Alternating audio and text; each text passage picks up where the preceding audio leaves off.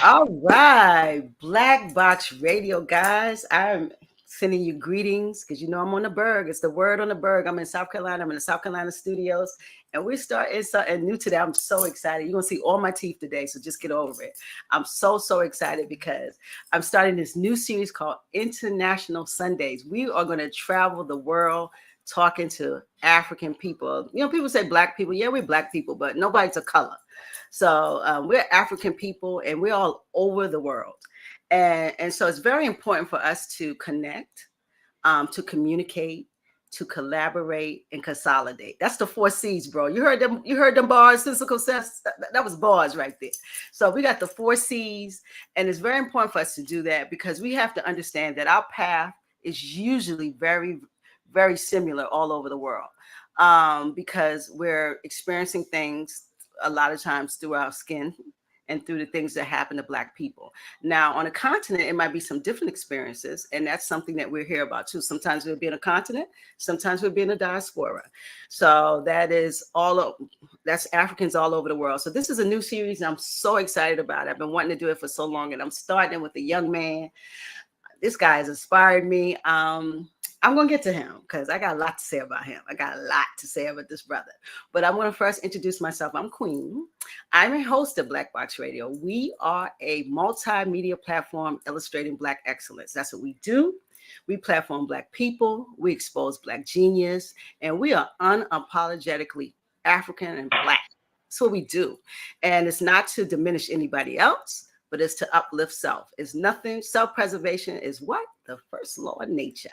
So we have to preserve our culture, our presence, and our people. And it's very important for to have this space. And I love this space because I'm able to communicate with the community in Baltimore and outside of the community. And a lot of times we have to humanize our experiences to other people because we be depicted from a place that isn't Black centered. So this is to humanize and understand we're just people trying to be great, trying to do great things and being extraordinary in our spaces. So that's with the introduction. We're about to move into this new move, International Sundays. It is a pleasure. We're in Kenya, guys. I can't believe it. We're in East Africa. Technology is something else. We got this young man. Let me tell you guys, I'm going to be transparent how I saw him. I saw him on IG. And I kept hearing him tearing up the airways. He is a Pan-Africanist times 30. And I just kept hearing like, wow, this guy is bad. And then he said something about AI. And I was like, I got to have him on. And so I emailed him and he said he was honored to come speak to me. I'm so happy. So please welcome Sensical Sense from Kenya, Africa. Say hi to the people. Hey, how you doing, guys? Hey, look, I'm just happy to be here. I'm happy to be with Queen over here, all the way from BMO, Maryland. So I'm happy. I'm just happy to be here. Yeah.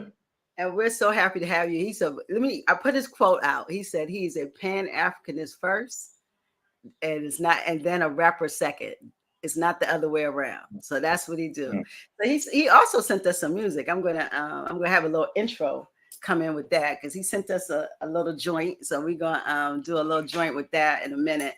But I first want you to kind of introduce yourself, kind of tell us a little bit about you, and and tell us what's happening tomorrow. Something important is happening tomorrow. So tell us a little bit about Sensical Sense. Okay, yeah, no problem. I guess I'll start well, first of all, I'm born and raised in Kenya. Tomorrow is June 10th. June 10th is my birthday, but I don't celebrate my birthday because it's the same day that Marcus Garvey died. And being a Garveyite, I feel like Marcus Garvey's death is way more heavy and way more, it holds more weight than my birthday. So normally on June 10th, I celebrate Marcus Garvey instead of me. It's just something I do. Like I am a strict Pan-African. Like I'm a strict Garveyite.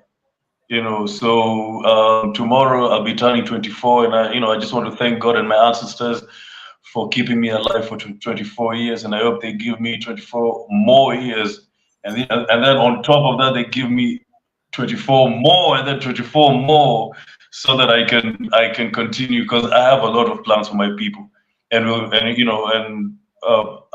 Queen, I'll tell you later what I'm planning to do for my people, because I'm building my own initiative called Sell Africa to Africans.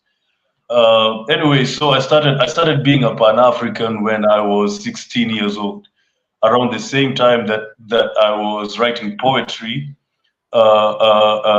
which transitioned into rap. But when I was 18 is when I realized that something is wrong with this world. Mm. In my history textbook, there was a topic called Pan-Africanism, and this topic had damn near 4 to 5 pages, and there were and the topic was talking about three Pan-Africans, W.E.B. Du Bois, Booker T. Washington, and Marcus Garvey, Mm. and each of them had 3 pages or no, each of them had 1 or 2 pages, and especially Garvey. So I was like, no, something's wrong. I didn't know much about Garvey at that time. I was 18 years old, but I was like, the little I know, Garvey cannot have 1 page, So this was in school, but though. Let me ask you a question. You yeah, said yeah, this is in school. Okay. yeah, Okay. yeah. Yeah, in school. This when I was in my final year of high school. So, I said something is wrong. Garvey can't have 1 page. At that time, I didn't know about Garvey. I knew very, very little bits about Garvey, but not the way I know now. But I want to thank my history teacher. I don't know if he's watching, because my history teacher really, really expounded on Garvey. He didn't have to do it because that topic wasn't examinable. That topic wasn't an important topic. You know, Mhm. wasn't like important in terms of it being examinable. But he took time. He really took time. He really taught us Garvey with a lot of passion. Like, unlike other teachers who didn't, and that made me research more about Garvey. So when I finished high school, I started teaching myself about Garvey, started knowing his history from Jamaica, why he moved away from Jamaica and moved to New York to form the Mhm. UNIA. Started knowing more and more and more, and immediately I started becoming a lover of Black history. Then I started digging more about history, started digging more about other Pan Africans, and not necessarily Pan Africans, but even Black figures who fought for Black people, using any ideology that they were using. Mhm. And I was like, wow, this is amazing. Why wasn't I being taught about this in school? People think that because you're in Africa, that the curriculum is African, but the curriculum is just as Europeanized as the kids in Europe, or even the kids in America. It's almost the same thing, especially in history. In history, like for example, Queen, let me tell you something. There's a topic of world wars, and there's a topic of white people with their inventions, in quotes, inventions that they stole from Black people. You find that this like these topics have, like, they're taking half of the book, and this is topics that have nothing concerning African people or Black people. It's taking half of the book, but a topic talking about Pan-Africanism, it's 3 or 4 or 5 pages. I said something is wrong. So when I Well, started digging can deep, I and top that for then, 1 second? Let me top that for 1 second.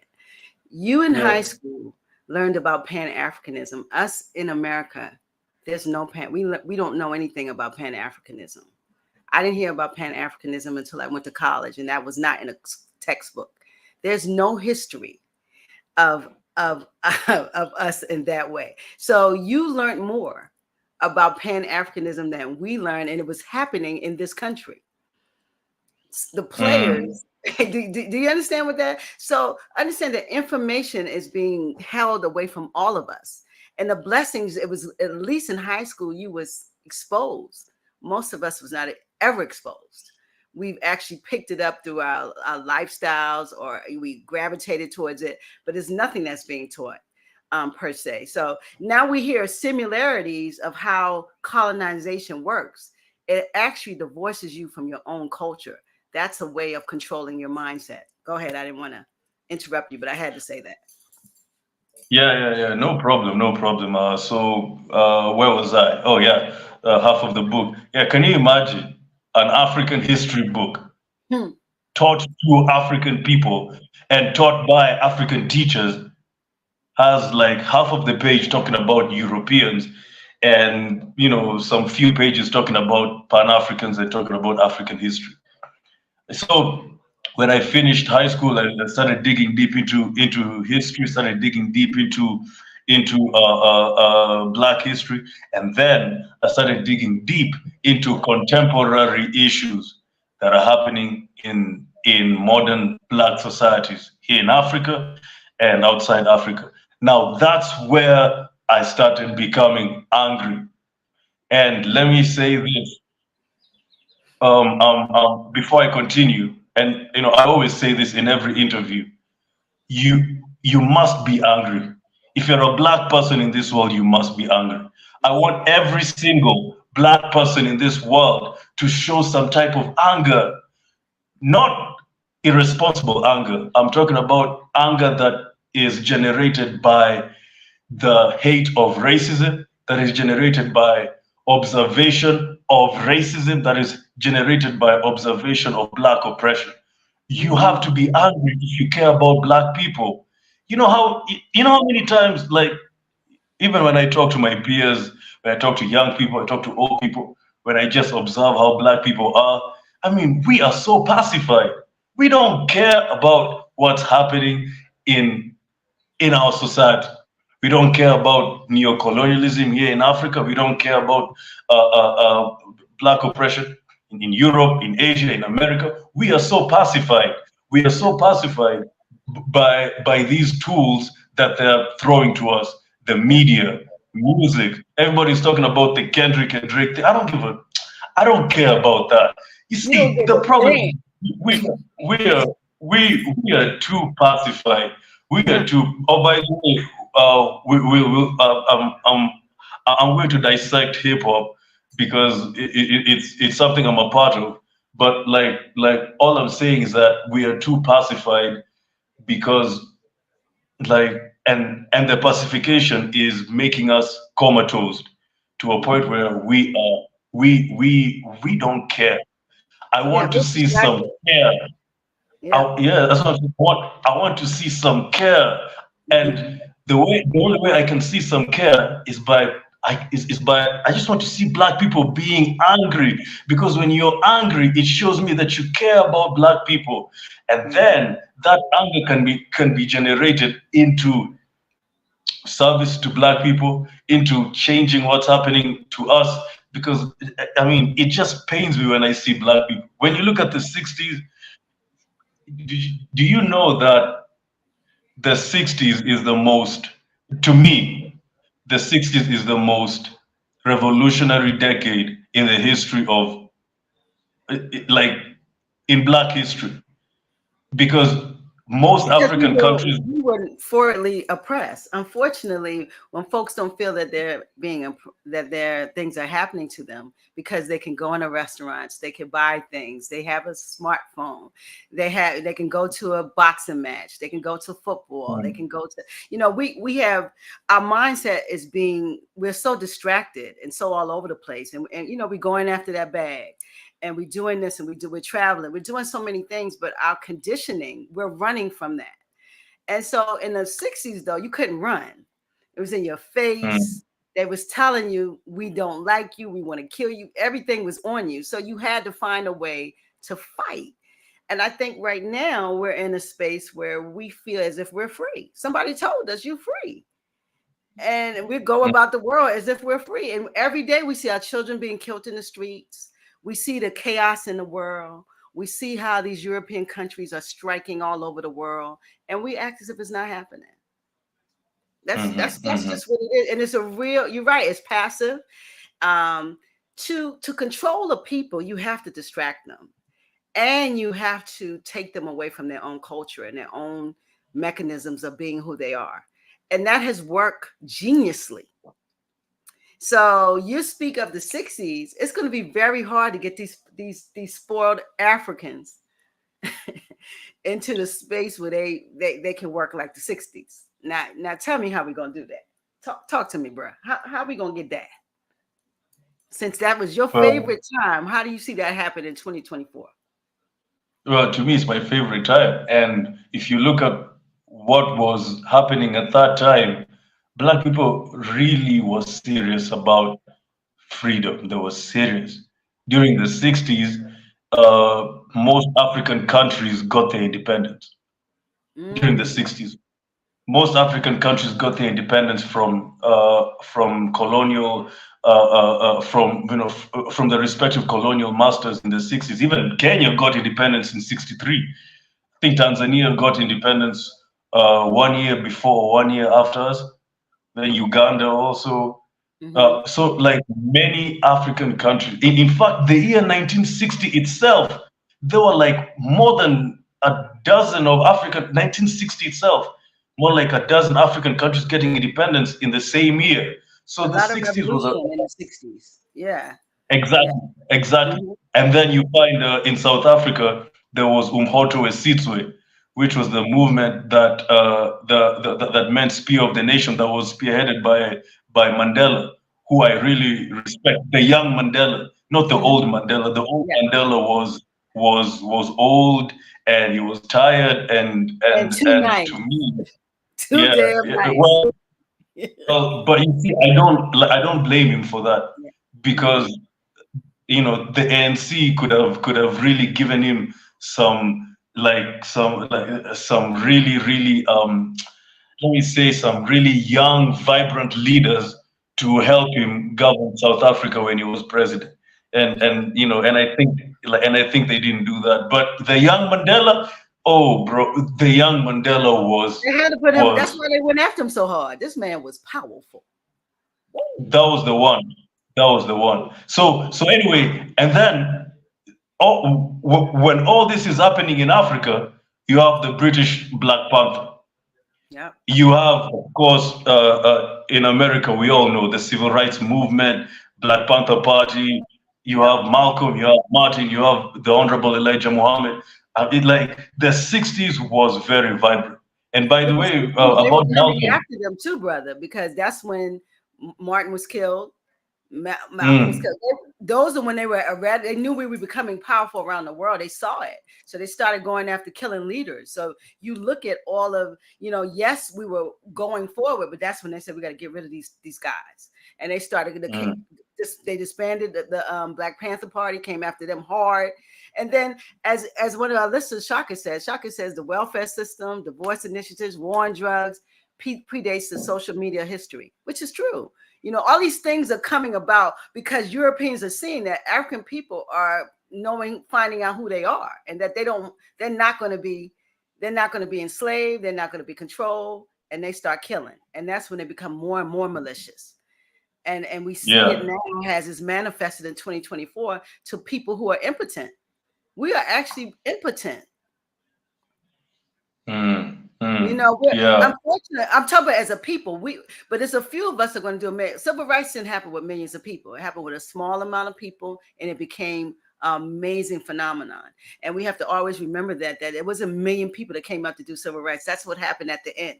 At the beginning was a small amount of brave folk who said, we're not going to take this. And they galvanized around what they had, and they became and they freed the world, because the world has used that blueprint over and over and all over the world. Have used the civil rights blueprint.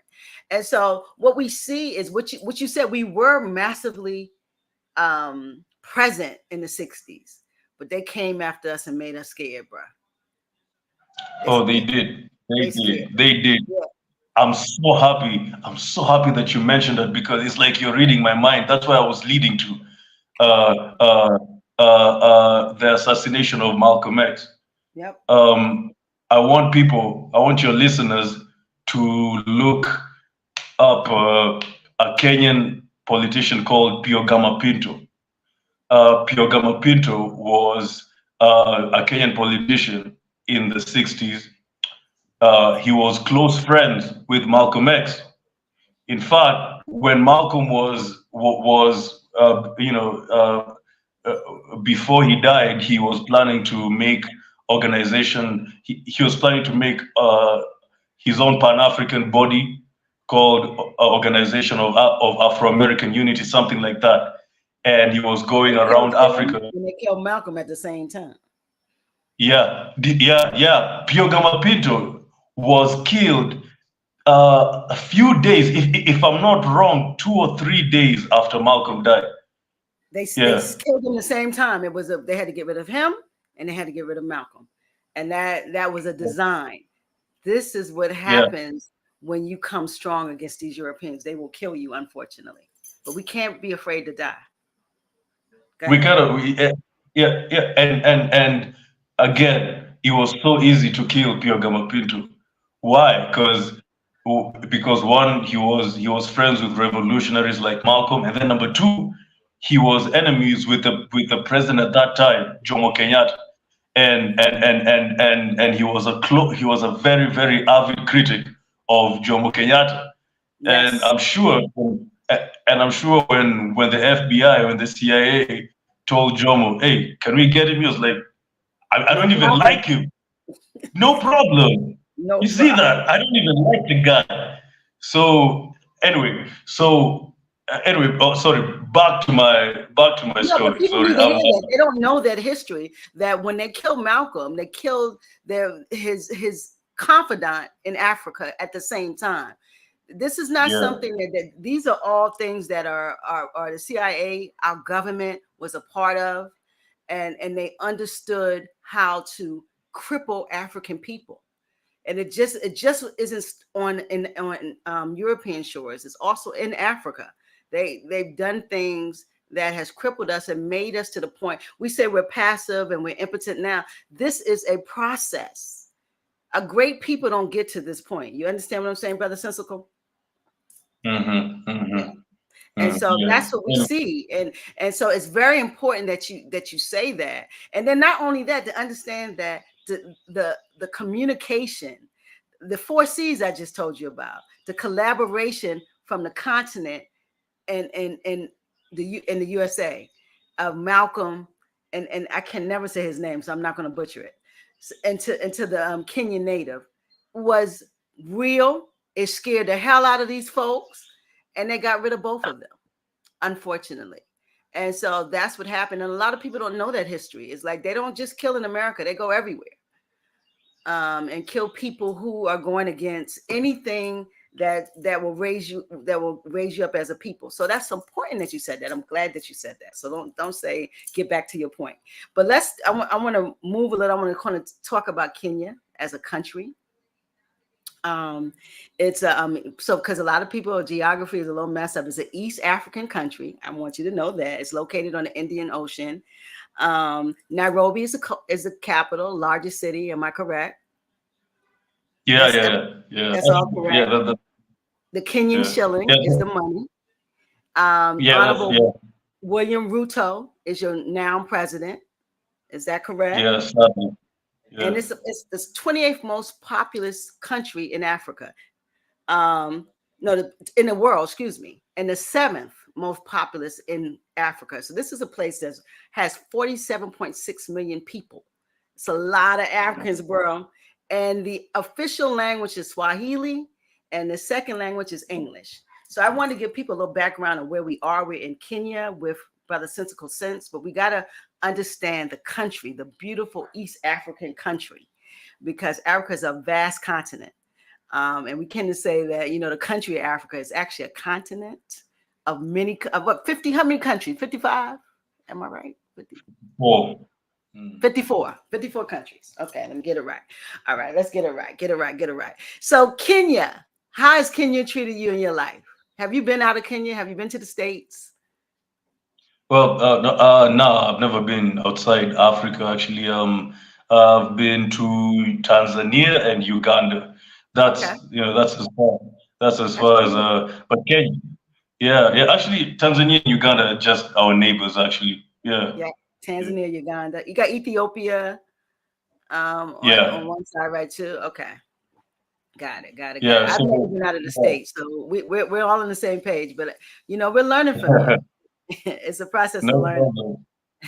Yeah, yeah, yeah. Actually, so our neighbors are Ethiopia, Sudan, Somalia, Hmm. Tanzania, and Uganda.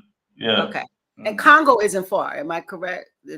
Congo is Congo not far Congo, Congo, Congo is more, bordering Uganda and Rwanda. so more Mm. in the middle.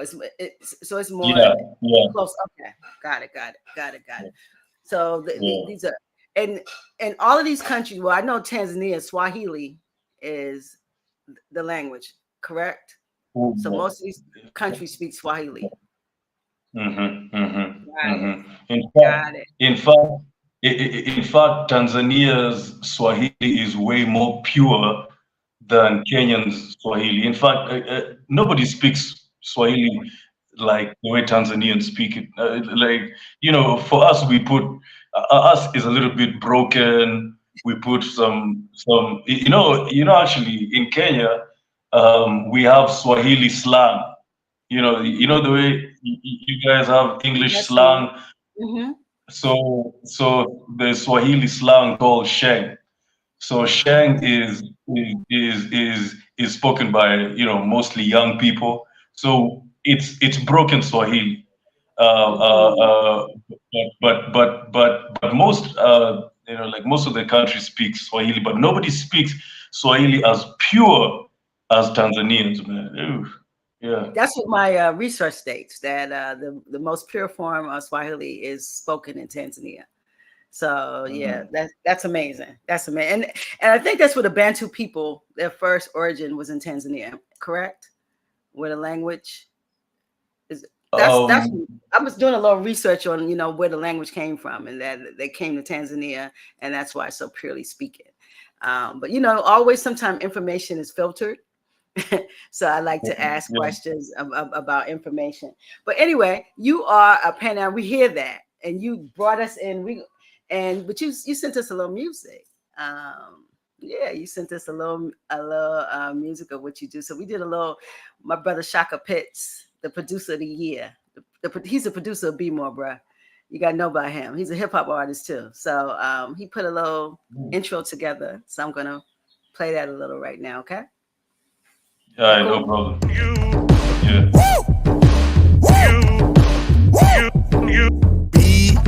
BLACK, that's who I am every single day. BLACK, Pan-Afrikan, and I don't play, I'm unapologetically African. RBG, yeah, that's me, I'm unapologetically African.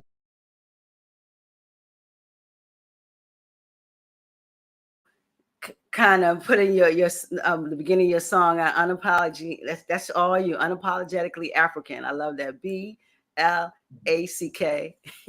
So that's what's Mhm. up. So you are a hip hop artist, and that you said that's been for poetry. So how is that going? Yeah, it's How is good. Yeah, hip hop is my first love, man. I started doing this since I was 16, just writing poetry. I just used to love writing poetry. I have like books filled with, poetry from when I was a teenager, just poetry. But then I realized that, like nobody, I mean, let me ask you, like, do you know how many mainstream poets do you know? You see, like I was like, come on, You're man, not gonna get me in you got trouble. You're not getting me in no, trouble. I would no, add okay, to the list. no. I know some poets, but they don't get as much attention and as much clout as rap artists. Well, that's true. But So, Maya Angelou was an amazing poet from the oh yeah, beginning. yeah, for Maya sure, Angelou. yeah. Yeah, I mean, it's been some Nikki Jerry Vani. It's been some women who have been not many males. I mean, but poetry. I think it is. It is the you know how you always have a pre before you move into something. It's a beautiful art of words. And then folks use it for other things. You know, you could hear people speak and they almost speak like a poet. You hear someone who raps with like they're spitting poetry. So I think poetry is the thing that hones. It is a beautiful art that brings words into your life. You know, and being able to pronounce it in a way where it moves people. And if you can move people with poetry, then here we go. you got something. So I don't know, if you want to be mainstream, you just got to be you got to be good at what you do. Because it's more rappers. I think if you came through with poetry and you got to fight through rap, there's so many hip hop artists. Even though it's a beautiful space, it's a lot. How many black male poets are there? Well, I don't even know. You know. Thank you. Yeah. It might need to be explored. Maya Angelou was a bad lady. I'm just saying. She was. You know what I'm saying? She was a bad lady that was well respected from everywhere, and she died only as a poet. Yeah, I like Nikki Giovanni more. Giovanni, yeah, Nikki Giovanni. She's more of a political. Yeah, so I see you could like her more. Yeah, Nikki Giovanni. The ladies more escalated on poetry. Paul Robeson was an amazing poet and singer, but he was known more for his activism. Yeah, and a lot of other things that he did. But yes, so you know, it all depends on what you want to do. But if you want to be an artist, bro, we fine with that. we definitely fine. What kind of hip hop joints y'all got? What kind of hip hop life is in Kenya? How is hip hop, you know, manifesting in Kenya? It's well, we have a lot of talented guys here. You know, like for guys outside, I would recommend, you know, listening to people like Nyashinsky, Calligraph Jones, very talented. Who else? King Kaka, very talented. Like there are many. There are many spitters here. You know. Yeah. Oh. We used to have Camp Mula, but they broke up. But Kenya has a lot. You know, it's a lot. I can't even think about them now because there are a lot. But you know, the Kenyan music scene. You know, we have a lot of talented guys here. Very, especially you know what? I want people to listen to Nyashinsky. Nyashinsky has bars. Like to me, that's the best. Yeah, Nyashinsky. NASHINSKI. NYASHI. Yeah. NYASHINSKI. Nyashinsky. Okay. He's good. Check out, and you're gonna spell the NYA. Spell it NYASHINSKI.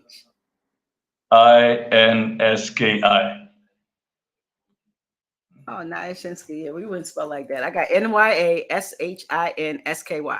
So check him out. He got some bars. Kenyan rapper, right? Yeah, very nice. And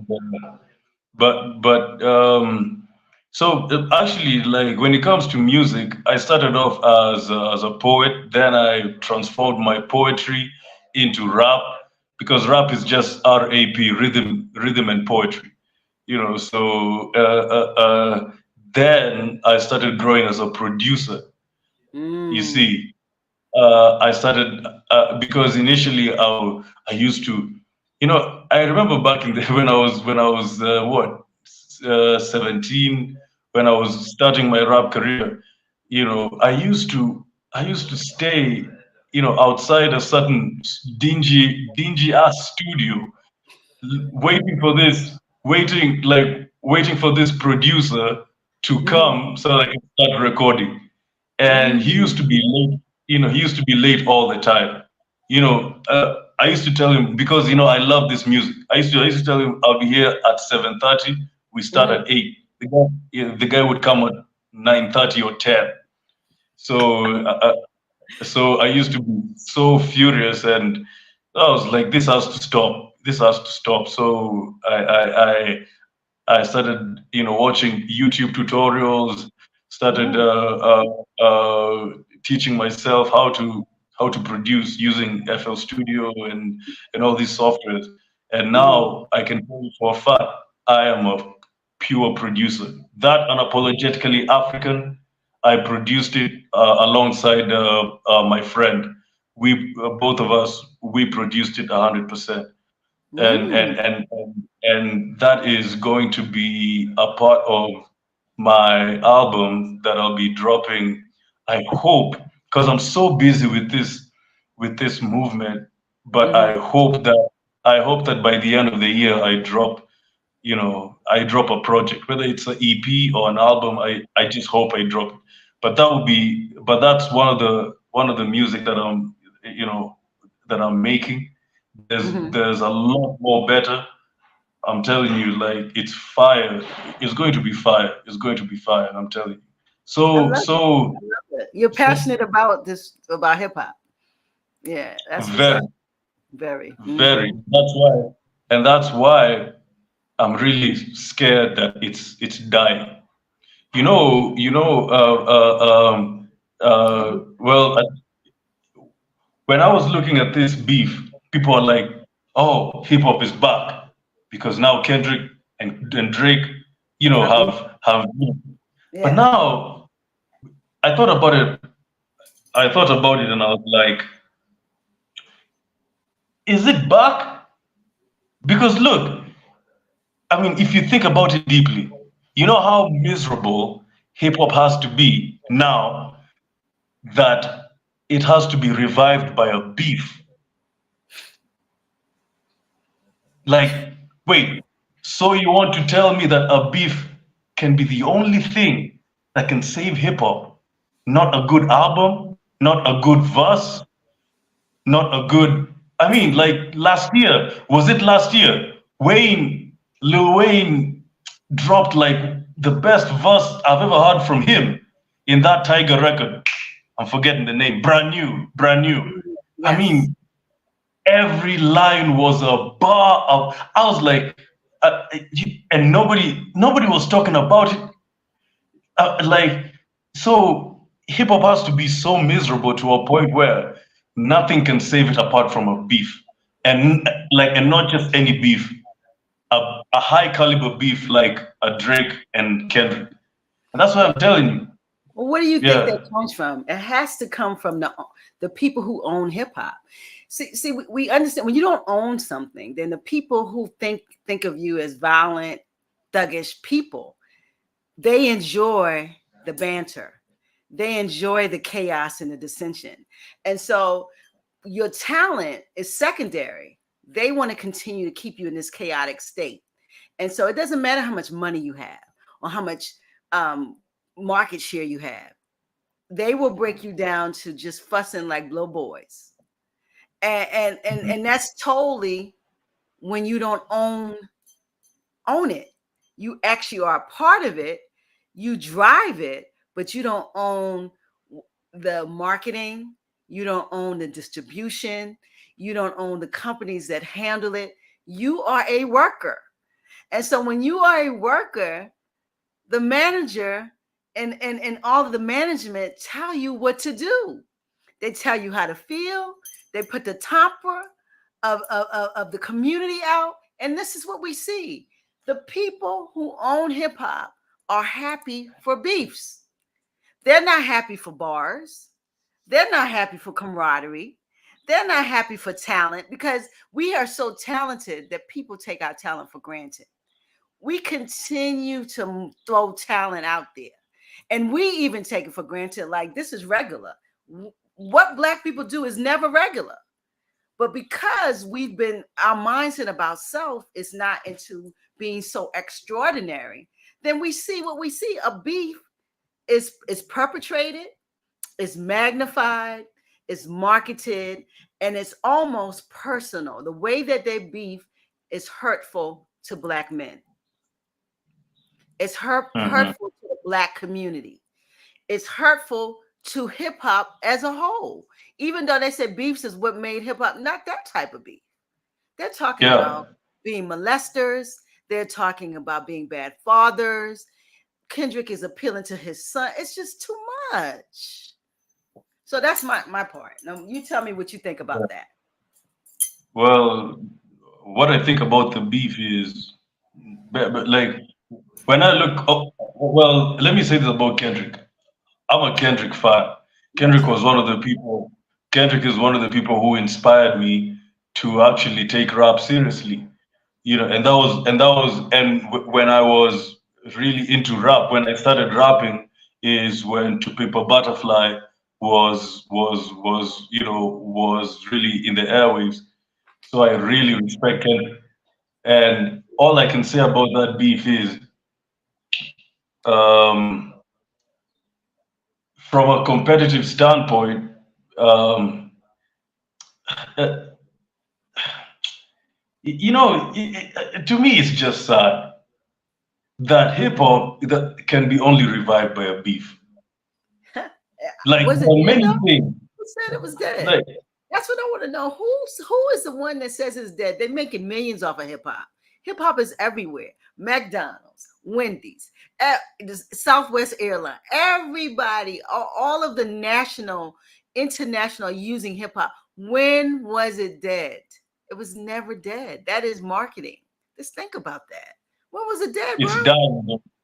Trust me. Well, it's not dying, but it's shifting into another thing. Let me tell you something. Let's talk about You it. know, you remember when we were talking on phone and I was telling you about AI? Yeah, AI is Let's talk taking about over. it. Yep. So you think Okay, AI will take over hip hop? Is that your premise? I mean, it's happening. They're doing test runs. You remember in was it 3, 4 years ago, Capitol Records, they launched an AI rapper. I'm forgetting his name. They launched an AI rapper. Yeah, they even released some music in the market, and of course it failed because it was perpetuating stereotypes of how black people are, blah blah blah. It didn't. But to me, I think that was a test run. It was meant to fail so that they can just see You had to tweak how it. how Yeah. yeah. Mhm. Let me tell you something. If they had the audacity to do that back when AI wasn't as intelligent as it is now, what makes you think that they're not planning on doing it in future? Why do you think they are taking down Puff? I'm telling you, Puff is down. There are more moguls and there are more rap icons that are about to go down. You see, it's not about right or wrong. It's about business. This is all about business. You see, this is all about business. Whether you're innocent or guilty, it's all about business. All these guys are about to go down. What they're trying to do with Puff is that if Puff can go down, what about all these other moguls? They are trying to get all these moguls down so that they can. I'm thinking that they're trying to reset hip hop, to a point where a transition to AI can be so smooth and so smooth and so sneaky to a point Seamless. whereby to yeah seamless to a point whereby you'll go to your iTunes or to your Spotify and the top 10 hits will be AI generated. If AI, listen, AI can make a video. Yeah. Like AI can help you with your college final project from page 1 all the way to page 500. Wait. All the way. Like, All the way. I and make this is in videos with seconds. AI in seconds. All you do is put in and it makes it. In seconds. In seconds. So what they're trying to do is that they're putting all these music moguls down. And I assure you, Queen, and all these listeners that are listening, Puff is not the only one. More are about to come. They're taking them down. They're taking them down so that they can transition to AI. They're trying to kill human resource in hip hop. Do you know how many music execs? I heard Vince Staples talking about this. Like there were so many layoffs in the music labels, and music labels are joining. You know, they're doing a lot of mergers and everything. They're trying to kill human resource because they're trying to transition into AI.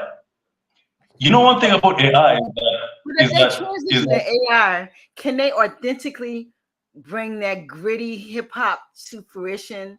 I know AI is amazingly smart. All you do is feed it one time and then it can emulate it. That's the problem. And so if that's the case, the whole music industry can go down. You don't need singers. You don't need the beautiful voices that come out of a black throat. You don't need the musicians that come out. You don't need anything. You don't need beatbox. You don't need nothing because AI can emulate all of that. So are we saying just hip hop, or are we saying heavy metal, rock, all of these genres of music that came from Africans is going down? All of them. But I'm speaking for hip hop because one, I'm a part of it, and number two, it's mainly dominated by us, black people. Yeah. I mean, when it comes to music, that's us. Yeah, it's us. I mean, all music is black music. Yeah. All of it's black music. So I'm saying, and I understand you are part of hip hop, but I'm like, if they can do this to hip hop, they can do this to R&B. They can do this to rock. You can do this to heavy metal. You can do this to pop. And there's no jazz. There's no genre that can't get out of the folk music. All of that, you could do it to all of it. So what I'm seeing, like technology is coming and circumventing everything. That's what you're saying, sister. Yeah, and the reason why I'm really focusing on hip hop is it's because they are really testing it on hip hop more than other genres. Got it. They know if it works on hip hop, the biggest, it's gonna work on everybody. Yeah. And why do you think so? Because hip hop is the most influential music in the world. And number two, it's dominated by black people, not in the business side, but in the music side. So anything that is dominated by black people, they will obviously infiltrate it and make it their own. Now, let me say this: that Capitol Records AI generated rapper was a test. What they're about to do in future will be catastrophic. And they even tested it with Drake, the biggest artist now. Drake made the Tupac and Snoop Dogg AI diss to Kendrick. You remember? Like he made one with Tupac and Biggie. That's why I'm saying they're doing tests. And he's baby. He's the baby of the media. So I would say of the music industry. He's the baby of hip hop. Why are you using the biggest artist in the world to test AI? Like, guys, I just want you guys to see the signs. AI will replace. The biggest for a reason, brother. I'm telling you, AI will replace human resource, and when it does, let me tell you why. AI is very beneficial to music labels. Number one, economically, it's very advantageous. Why? All you need to do is type in the commands. What song do you want? Yeah. What beat structure? The content, like how you want the content of the lyrics to be. Without the person, they can create it now. Wow. Yeah, just type the flow that you want, the type of beat, the type of everything, press enter, song has come up. And then you just post, release, and it's all over the platforms. You get the music royalties 100% because AI is not asking for publishing, it's not asking for royalties, it's not asking for contract, negotiations. It's not asking for all these things. Car, a chain, women, nothing. Exactly. Exactly. AI is just obeying your commands. You just pay the electricity bill. That's it. Just pay the light bill and you're good. And pay the Wi-Fi. And that Wi-Fi bill. You gotta pay that Wi-Fi too. Yeah. Let me ask you a question. So, what you're saying is so amazing. It is so advantageous to the business model. That's what you're saying. And that's so true. But I think this business model came from technology. When they saw how these young rappers were going straight to the internet, where they were starting to bypass the industry, they lost millions of dollars. Then they started these Spotify's and Apple Music to now get back on board. And then they found that they can go to YouTube and release it. They can go on other platforms and release it. So it gave the music makers some actually market share. And so to cut that down, AI cuts all of that out. Is that what you're saying? Well, when it comes, first of all, it cuts down the writers. It cuts down the artist himself. The artist himself or herself. The writers and the producers, because the beat is going to be made by AI. Wow. It's cutting out who else? The A&R. You don't need an A&R. Management, because it's cutting out human resource, and this is happening AI is becoming more and more and more intelligent, and now I hear that they're planning to launch another form of AI which is more intelligent. I'm telling you, within my guess is by 2030 we will fully be an AI world, and music will be fully AI. Now, let me tell you this. Wow. When this happens, it's going to be over. But people, I remember when I made my hip hop episode in my YouTube. I think you've also seen it. I was I'm begging.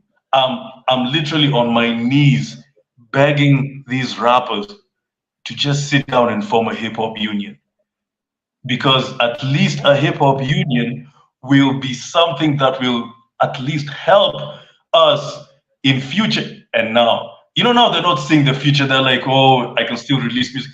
But you know why you need a hip hop union now? It's because of Spotify, because of all these streaming platforms. Spotify pays people pennies to $1 per stream. They're owned by the music companies.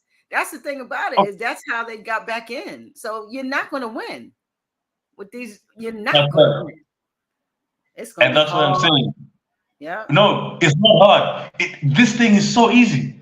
If you just form a hip hop union and you say, we are fighting you guys when it comes to remuneration for all these artists, when it comes to publishing, when it comes to royalties, when it comes to Spotify streams, when it comes to contracts, this thing can be so easy. But the problem with rappers is that, they're reactionary. They're reactionary. They don't see it until it happens. Exactly. You know what? Low key, just low key. I want it to happen low key, because the only way Black people can really learn is by experience. Yeah. That's our best method. We really have vision, bro. You gotta have vision out here. You can't continue to react. You gotta be proactive. Where's your vision? That's what I'm saying. Exactly. That's why I'm saying a hip hop union is needed now for these music labels, for streaming platforms. I mean, look at the actors. The actors have their own. Yep. The writers, the script writers. Yeah. That's what I'm saying. And you remember, was it last year or the beginning of the year? There was a strike in Hollywood. Yep. And Hollywood. Look, if Hollywood can have their union, I mean, what about hip hop? Well, The most music across the influential board. genre in the None of world. them have unions. Yeah. You Music, got to oh think yeah, about music, it. music all across the board. But it's Yeah, okay, you know, since we are too comfortable, since we don't care about the future, no problem. no problem. You know, like I don't want it to happen, of course, because I'm an artist as well, and this one will hurt me very badly as well. Yeah. But you know what? Because black people, we learn via experience, and we don't, you know, we don't learn until things happen. Let it happen. I mean, sometimes I just think and I'm like, let all this thing fall down. Let it all fall down. Let it But all one thing fall about down so that, no, you know no, what? Please, no, let it all fall down so that we can learn. That's the only way we can learn. That's the problem with black people. So you know what? No, let it all fall down. no, Let it all fall down. Let it all crumble because that's the only way we learn. no, we're not going to do it that way. Sensical said we're going to do it enough. Because listen, if we think about this, it's one thing I understand is malicious action never works. It might look like it's working. It might come in and they're going to sneak it in. Yes, because they're sneaky being. When you don't produce something, you got to be sneaky. You have to maliciously go about it. They're going to have to show their hand at some point. Maybe not the whole hand, bro. Just like with Capitol Records, they showed some of the hand just so it could fail, so they could tweak it and go back in and remaster. Of course. But they're going to have to show it. And I hope when they show more, these young people or these executives look at, or these black older rappers look at this and be like, listen, we got to do something because we're going to lose our ability to make music. So we hope, yes, experience is a teacher, but why we got to experience everything? Why can't we look at something and see it coming? Jesus Christ, get some glasses. So vision is important, and you have amazing vision. When you said that, I got on the email. I said, oh my God, he's on to something, because I work with AI, I work with technology, and I know that it is going to make almost a human obsolete. Books will be obsolete. Everything we think we're going to Google got a problem because AI is going to take him over. People go to AI now for information. Google's not as important anymore. You understand what I'm saying? And it's going to continue because AI is going to be smarter because it continues to get in real time. It gets updated by humans, and that's a scary thing. You know, the Bible. I'm not into the religion, bro, but the Bible said man going to destroy himself. And this AI gonna beat the hell out of us. It's gonna beat the hell out of us. So tell me one more thing. What you think about religion? I gotta hear your religion, your take on Christianity and religion. What's your take, bro? Actually, it's crazy because just a few hours ago, I've posted a clip on my IG of me talking about religion. Okay. Yeah. Actually, it's my latest post. It's my latest post. So, religion is a scam. Do I need to, religion is a scam, you know, religion is, When you say it. no, like religion is organized spirituality. It's commercialized spirituality. There's a big difference between spirituality and religion. Religion is commercialized spirituality. Once you commercialize spirituality, it becomes inauthentic, it becomes fake, it becomes more about profit than spiritual enrichment, which is why you see how religion is manipulating us as a people. You see all these pastors, especially here in Africa, especially here in Kenya, you find mega churches, you find mega churches occupying acres. I mean, a church is so big. Like a church is bigger than hospitals. That's it. A church is bigger than banks. A church is bigger than schools. What? You mean to tell me that and Queen, let me tell you something. Let me tell you something very crazy that's happening here in Africa. You find that, you know, some of these pastors have connections with politicians, yeah? So you find that they these politicians allow them to open up churches, and you know how they're opening up churches? Some of them, not all of them, some of them, they're replacing old industries, old industries into churches. Yep. They're It's a replacing. distraction. It's another distraction for the people. Wait, listen. They're replacing abandoned industries and abandoned establishments into Mm, churches. mm. They're replacing abandoned like establishments into churches. And then people go there every Sunday to pray for jobs.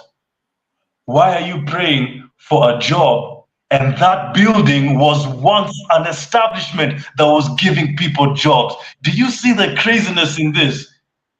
Wow. Wow. What are we doing? This is the day that And that's why this is Sunday, uh, guys. The day that the Lord has made.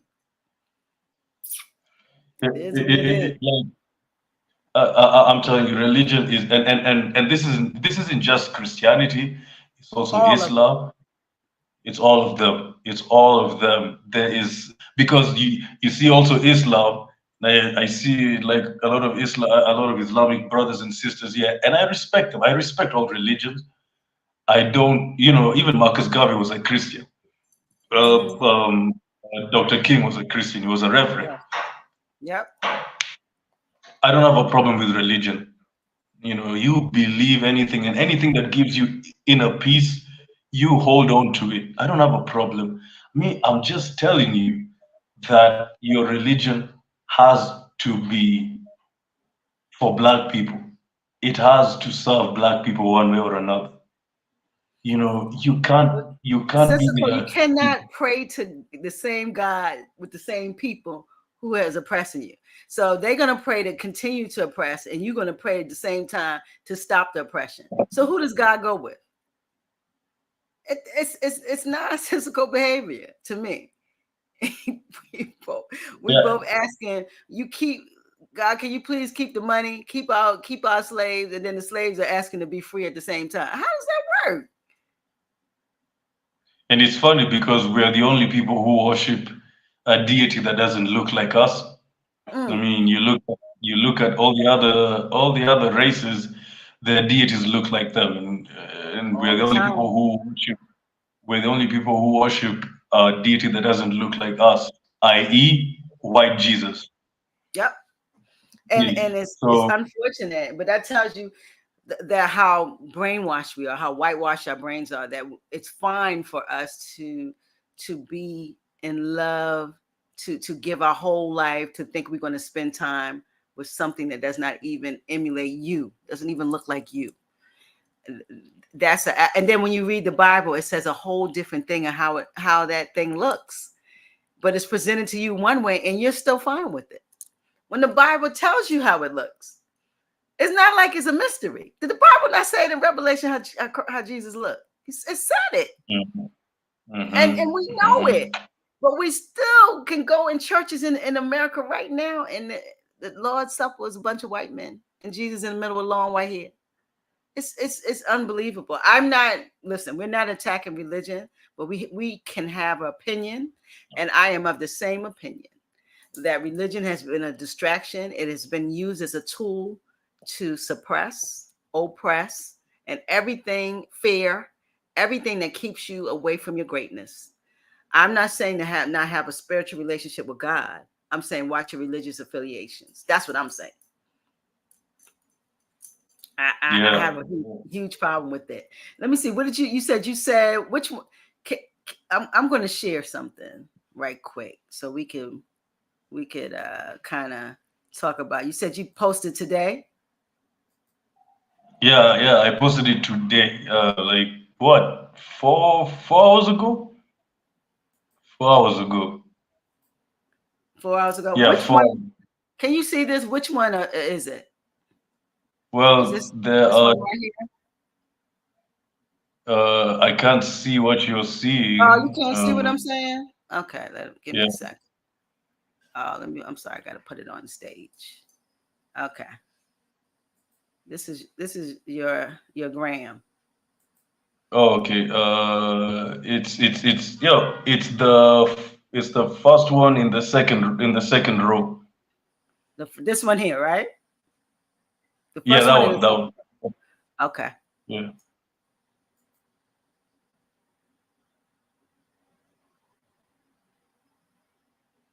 Yeah, but I can't hear it. Oh, here we go. Wait a minute. Is basically my understanding of religion is commercialized spirituality. You see, it's organized spirituality. It's so religion is commercialized spirituality. Anybody who commercializes spirituality is a scam artist. You see, spirituality is not supposed to be commercialized. Once you commercialize spirituality, it becomes a scam. It becomes fake. It's not authentic, and it plays with people's minds. And the way you said, it plays with people's emotions. Religion is a scam. Religion is a scam. Religion is basically, my understanding of religion is commercialized spirituality. You see, it's organized spirituality.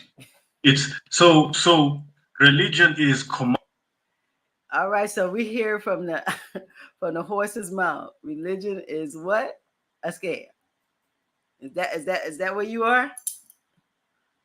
Yeah, that's and you know what's sad is that it's getting worse. It's getting worse.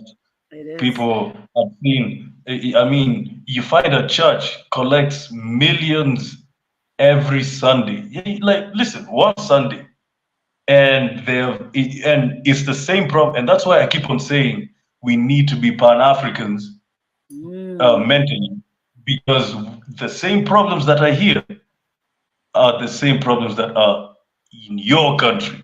We are all experiencing. It might not be exact, but it has a different version. Like, for example, I'm sure there are mega churches in black communities in America You better know that collect millions every Sunday and they never put it in the community. Yeah, is that true, Queen? All day. So, and it's the same thing here. It's the same thing here. These churches collect millions of Kenyan friends with the politics. Same thing. They bring the politicians in when they're running. Same stuff. It's considered a community organization, so it's nonprofit. So they're able to get money from the government. That's a way of controlling all of this stuff that we call church. This is the day the Lord has made, guys, and we're going to dwell in it. So it is actually a problem. Whatever, like you said, whenever you commercialize something, you make it systematic, then it becomes, to me, corrupted. And to add on that, the white Jesus complex is the reason why we are enslaved mentally. We all know the the real image of Jesus wasn't the one that we see now. But the image has messed up with our minds, because from childhood we have been looking at that image as the default image of Jesus, and now it is affecting our minds to a point where everything white is right and everything black is whack. Now let me tell you something. That is why it was made. They made it the standard. That is why. It's for brainwash. That is the tool of brainwash right there. Let me tell you the worst example two examples from my country, and then some examples from your country, so that you guys can know that we are all the same. Black people, we are all the same when it comes to trials and tribulations and wins and losses. We are all experiencing white supremacy together. During when the Queen was alive, when Queen Elizabeth was alive, she was celebrating her jubilee. I don't know, like anniversary of her being Queen of England. Do you know that Kenyans here Kenyans here who are celebrating the Jubilee of the Queen? Do you know that there were Kenyans who were glued to the TV? I Same thing here. remember We love those people. folks. We love them. Same thing, bro. Same. Wait, but what's funny is that the Queen was this same Queen who we are celebrating was the same Queen who colonized us. Was the same Queen who neutralized the Mau Mau. Was the same Queen who, I mean, that thing really. I mean, I didn't even eat that day. I didn't even sleep. That was so. That hurts your heart. That thing hurts you. But that tells you how good whitewashing, how it works, and how when something gets in, somebody can brainwash you to the point where you don't even see their evil. You celebrate with them. You assist them in your own pain. You become an actual ally to your own suffering, and it's so sad. But that's what's happening to African people. That's what's happening. And then when she died, we had our president had the audacity to go to the funeral. And then when King Charles was knighted, I mean, was crowned king, whatever. Our leaders were sending congratulatory messages. And then when the king came to Kenya, like last year, I think it was last year, we gave him a red carpet welcome. We gave him a nice tour. And remember, and I hope all these people are listening to me right now. Do you know that we have never gotten true independence as Kenya? Do you know that a lot of land till this day is still owned by the British who colonized us? I'm talking about thousands of acres of land. Do you know that there is a lake in Kenya called Lake Magadi? Lake Magadi is so rich in minerals that if we owned it 100%, we will be a totally different country right now in terms of development. But we don't own it. Do you know who? Why don't you own it? Do you know who? Well, because the British own it. A British company owns it. And they own a lot of land. And do you know what happens with this land? This is crazy. I'm doing a story about it in my channel. When you come to Kenya, especially where I was born, in a place called Nakuru, yeah, you find white people. A white person, a white family owns many acres of land. I'm telling you, like acres of land. You can even drive the whole day, you won't even finish. But now, it's not like normal land. They've registered it as a conservancy, so that they can exactly so that they can leverage the land. Wow. Exactly, so that they can lie to the Kenyan government that they're doing something productive with this land, which we are preserving animals. We are keeping a lot of animals. We are giving them a nice habitat. So please, it's not, I mean, yeah, we stole your land, but it's just that, at least we're using it nicely. But when you go to that conservancy, it's always for an animal or a dog or an animal. It's never for humans. Why don't preserve the people that you've hurt? Preserve that. If you want to conserve, I'm not saying that animals should not be helped. They should not be conserved because animals predates us. We need them. What I'm saying is you hurt the people. What about conserving that and ensuring that they are good from generation to generation? What about that? Mm-hmm. It's really sick. It's sickening. We think that people in Africa are just, living and they got all of this stuff, but we don't understand colonization has ravaged Africa. Oh, it's true. And you know what? When you go to that conservancy to see those animals, you find a huge piece of land. You think they have a lot of animals, yeah? But all they have is 2 monkeys and 1 parrot and 1 pigeon. You're like, wait, what? So this is what you have. You have all this land and you're telling the Kenyan government that you're conserving animals, but you have like 2 monkeys and 1 parrot and 1 pigeon. Oh man. And you know, You're not gonna it's take me out. I'm getting ready to go out. You said no, one it's parrot. true. That listen, that is them trickery. The trick, but you know, we have to call them on it. And I'm not saying that they're bad people. I said that we are allowing people to do things to us that does not make sense. You could not do this in Europe, and we should not allow it. We should not. You got to go. I don't care what you're conserving. Get out, and that has to happen. And self-determination and being. I'd rather sit there and wait for development 100 more years than for someone else to have it that should not have it. That's the truth. Mm. People say, well, it won't develop without them. Okay, well, let it sit. I'm fine with that. The Kenyan people will go forward. Let it sit. So, I mean, this is why this series is so important, because we've all been lied to. Americans, Yankee blacks, American Africans, we have definitely been lied to. There's this chasm, Brother Sense, with Africans and African Americans, and I want you to address it, because a lot of first thing I hear American Africans says is they don't like us. That Africans don't. Yeah, they don't like African American. This has been created, but this is what they say, that they don't like us. And then we see when they come to America, they galvanize with each other, what you're supposed to do.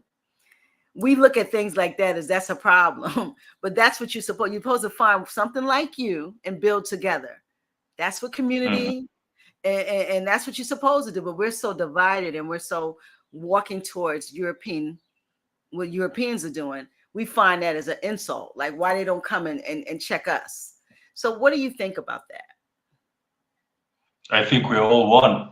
And I think that you guys are our distant relatives, not distant in terms of genetics, but distant in terms of actual distance. Yeah, So geography. Yeah. So let me say this. If you are a black person in this world and you think you're not from Africa, then you're just crazy. Just pick one. You know, what's that DNA thing they do nowadays? Is it ancestry? Yeah. I like African ancestry DNA, but they do it's one that's more commercial. I forgot the name of it. Yeah, just do one of that. Just do one of that, and then look in the box and send it in and see what happens. You're an African. You are White an people coming back African, bruh. Everybody else is coming back African. We're seeing how the genes of sub-Saharan Africa is in everyone. It's in everyone. 4 women in sub-Saharan Africa birthed the world, and it is what it is. Well, yeah, because black women are the only women who possess the Eve gene, the mitochondrial, which is a proof that you guys are the first women to populate the world. So, I mean, all I'm saying is we are all one. Tell people what the Eve gene is. A lot of people don't know. What's the Eve gene? The Eve gene is a mitochondrial. The Eve gene is a mitochondrial DNA.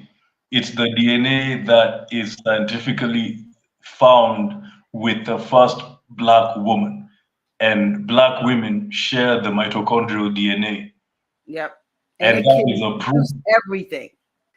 Exactly. That's why, and so that's why that's also part of the reason why the black gene is the most dominant gene, because we're the only people who can reproduce ourselves with any other person of any other race.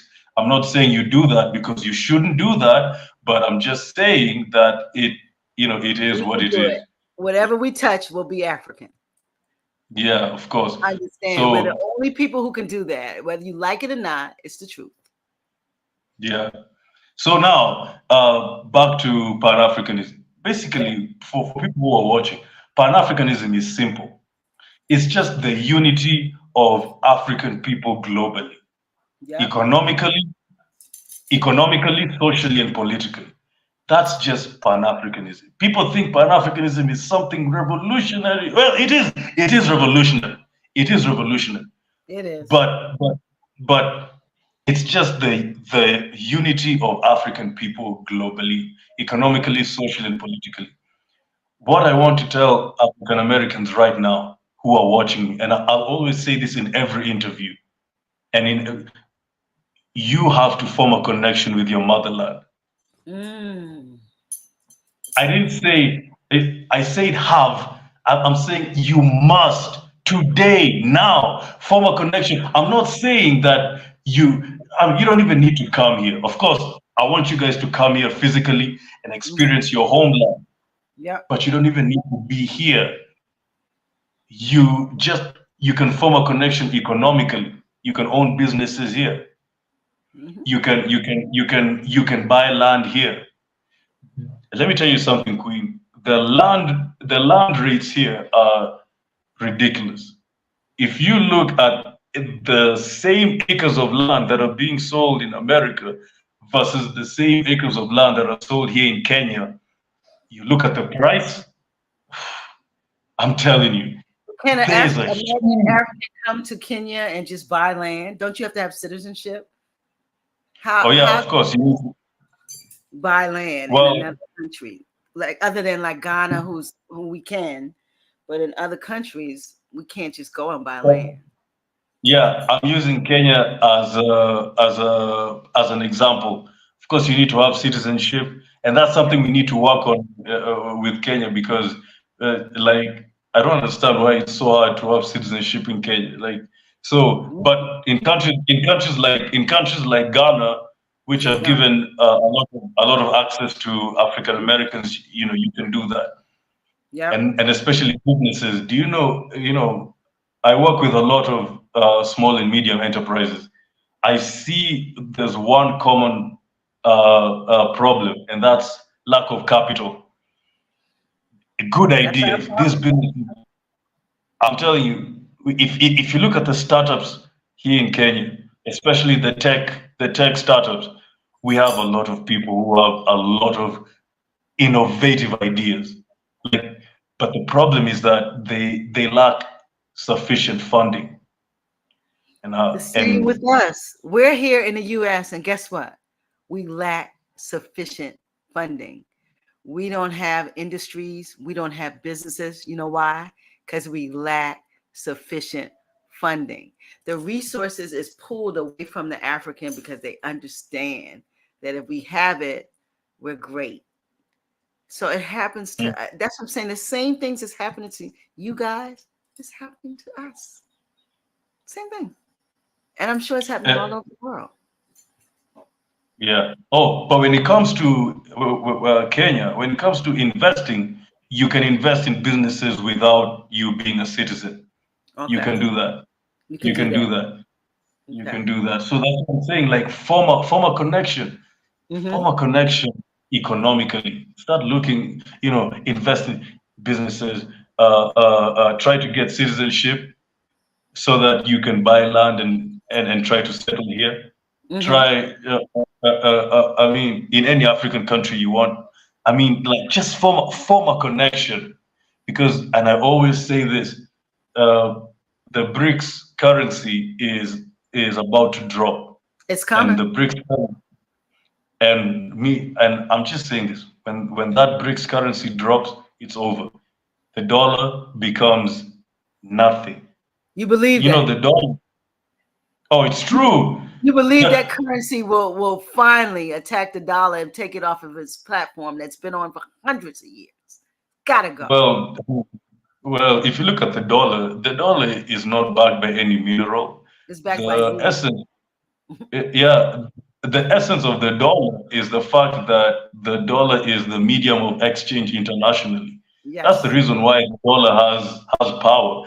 Yes. Without that, the dollar is just a piece of paper, and it's printed by the Federal Reserve. And if you look at the dirty history of the Federal Reserve, I mean, it's and the Federal Reserve is not in the Constitution. It's not like the Federal They're a Reserve is private owned entity by. with government powers. They're a private entity with government power. It's a problem. And it's all European foolishness. They're just pulling money around and printing cash. That's what they're doing. And that's what I'm saying. When that BRICS currency drops, it will dethrone the dollar. And when the dollar gets dethroned, you know what that means. It means that America becomes a third world country. So that's Brazil, Russia. Yeah, Brazil, China, Russia, India, China, and S. and South Africa. And South Africa. Let me tell you something. Yeah.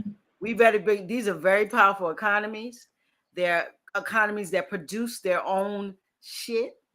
They produce stuff for the world, and they have footholds. China has footholds everywhere. We know that. Russia again has a lot of footholds around the world. We're looking at India. We're looking at very heavy. This is a heavy movement, and I know the U.S. has to be scared. I see why they're trying to buff up military and be able to kill everything, because they don't have another way when it comes to this economy thing. China has been a cashless society for over 5 years. They're very good at this. What we haven't even used yet, they're already there. You know what I mean? Oh yeah, and that's what I'm saying. Yeah. And that BRICS currency drops, it's over. And what happens? You said a What third world happens? country, bro? What- You say third Oh world? man, the United States will be a third world country. And let me say, because I mean, look, the US is run by the dollar. The power of the dollar, the value of the dollar is the fact that it's used as an international transaction tool. Yes. But It's when a it's medium for dethroned, international transaction. It is, yes. But that's going to go bye-bye. Yeah. but imagine when it's dethroned, how will the dollar get its value? It doesn't. So, Yeah, it's not backed by anything. It's not backed by gold. It has no backing. Exactly. It's just being printed and leveraged however they want to leverage it. But it's a time in a day that you cannot continue to be on top with this fanatical space that you created for yourself. It's time, bro. And that's why exactly it's time. And that's why I'm saying form a connection. Start investing in Africa. Start building a life here in Africa. Start thinking about Africa. Just think about it. I'm not saying, just start thinking about it, because when you think about it, you research. When you research, you know. When you know, you'll be convicted enough to come. And when you come, you'll never go back, because this is an amazing place. That's why I'm saying. And look, like, you don't even have to be here. Like I said, you can run businesses here in Africa while in America. You can invest in African stocks while in America. You can like in Ghana, you can own land. You can just buy it while you. That's what I'm saying. Ghana has the largest population of expatriates in Africa. So if you really want to get to Africa, you can go there. You don't have to be a citizen. You immediately are a citizen once you apply. They've made it very seamless. So don't say you can't go to Africa and start. You can. Please. Yeah, and that's what I'm saying. Like, just form a connection. Because when that BRICS currency drops and when the US becomes a third world country, I would, like, as a Pan-African, as a person who loves every single Black person all over the world and considers them brothers and sisters, I would hate to see you guys fall down with the same people who enslaved you and who are oppressing you 400 years later. So please just form a connection. Form a connection. Just think about it. Just think about it. And to the continental Africans here, because we also have misinformation, because we also have, not all of us, but some of us, we also have some type of hatred towards you guys. You see, there is a disconnect because there are some of us who think, not me, of course, but there's some of us who think that you guys are not African enough. And that's and that goes to the disconnect and the disunity that we have, which is why in my new initiative called Sell Africa to Africans, I will be holding every weekend, maybe once or twice a week, I'll be holding forums where Africans in the diaspora and Africans in the continent just come and interact with each other. Yeah. And it will be online. And you know what I want from these forums? I want Black people from all over the world to not come here on some oh, we love each other. I want us to come here and I want us to be honest with each other. I want us to cuss at each other. I want us to call each other out of our names. I want us to be honest about each other, because once we get it out of our system, that's when we'll start the healing. Yeah. I love Healing has to start. There's a disconnect. I don't want us to come here on some fake love type of stuff. We don't like each other. It's true. Well, not me. No, it is true. I wanted to talk about that because that is a sentiment and around African Americans. Not me. I love Africans, but I think that there's a cultural difference, and we have to understand that. But we cannot do anything apart. We just can't. We can't. We got to come together. Yeah. Mm-hmm. We got to come together. I love that. So this new initiative is called what? So it's called Sell Africa to Africans. SATA. Sell Africa to Africans. And it's something that I've always wanted to do. I'm so excited because we've already done some work that I can't wait to release. So what I'm doing is that I'm using my platform. And by the way, I need to interview you as well, because Black Box Radio is something. So I'm using my platform to empower and to showcase any single Black organization that is improving the race in any way, shape, or fashion. Already, I've done 4. I've done a Black educational children toy company. I've done, she's called Sister Tiffany Lang. She's very creative, and I'm telling you, when I release the episode, when you look at the product, it's amazing. And then number 2, I did, and this is something, if you want to come to Kenya, this is something you need to pay attention to. It's called Traverse Culture. It was started by an African-American lady who came to Kenya, fell in love with Kenya, and now she has built an organization that is linking African-Americans to Kenya, economically, travel-wise, I think relocation-wise, when it comes to, so it's very, very comprehensive. It's linking African-Americans to Kenya. So if you want to come and visit Kenya, they take care of you. If you want to relocate, they can take care of you. If you want to own businesses in Kenya, they'll take care of you. It's a growing organization. They're really growing well. I've talked to the founder, and they'll be part of Sell Africa to Africans. And then I did one called Olayinka. Olayinka owns a company called Olayinka Products that sells vitamin D pills and vitamin D drugs, good for Black people, because Black people, we are vitamin D deficient. Yeah. Because of our melanin.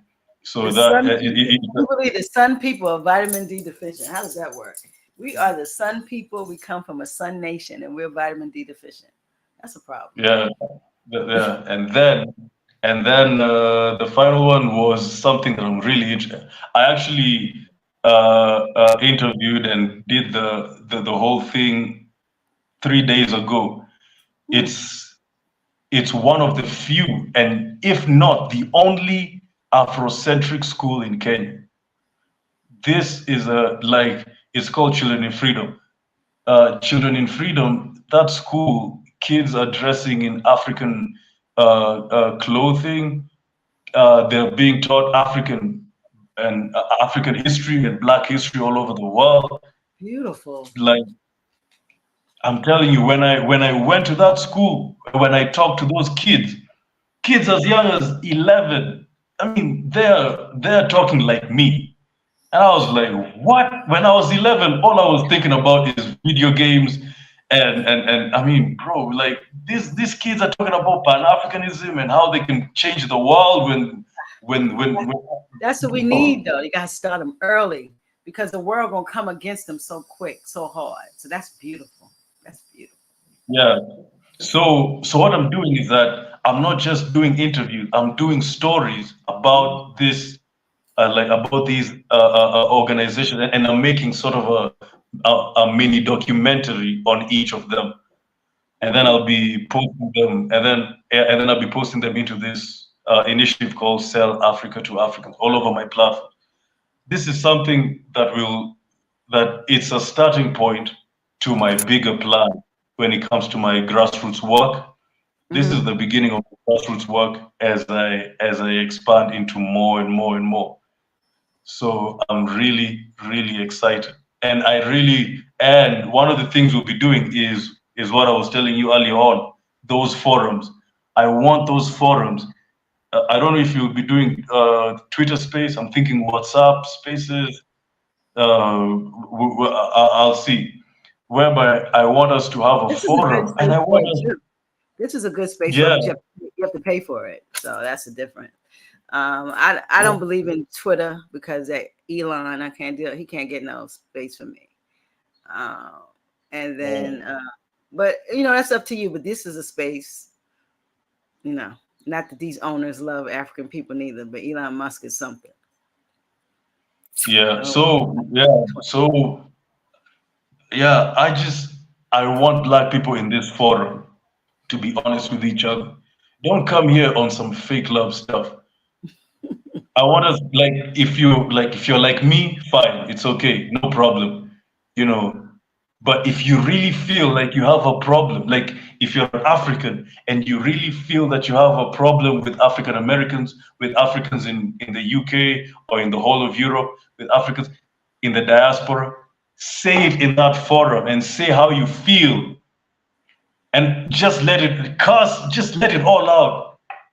And you African Americans, if you have a problem with us Africans, say it. I want us just say it so that we can start the healing. Start the healing. I don't want because if we lie to each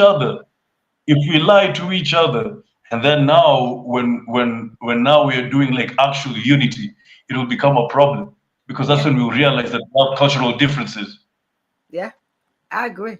I love this forum you're starting, and tell us how we could connect, collaborate, communicate, and consolidate. So we want to do the 4Cs with you.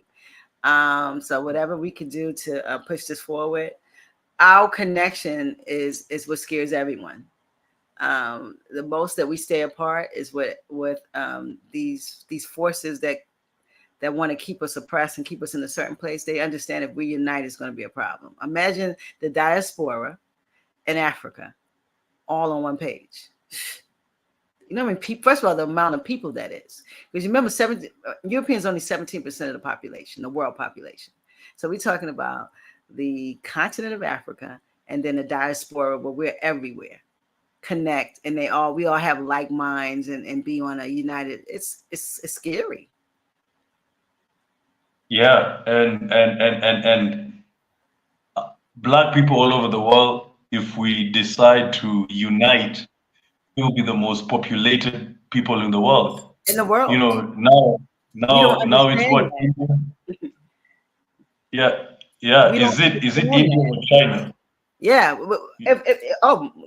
More than China. If Africans are, because if we look at how we dispersed around the world, the Africans that's left the continent, and then how we were dispersed during the transatlantic slave trade from Brazil, South America, Central America, the Caribbean, and then America. If we go down that whole path, that's just where we were distributed. Imagine the folks who left and go to England, Portugal, all over the world. You know, and they said if a Nigerian is in there, it's not a space. They said Nigerians are everywhere. So they said if a Nigerian is not in the space, it's not a real space.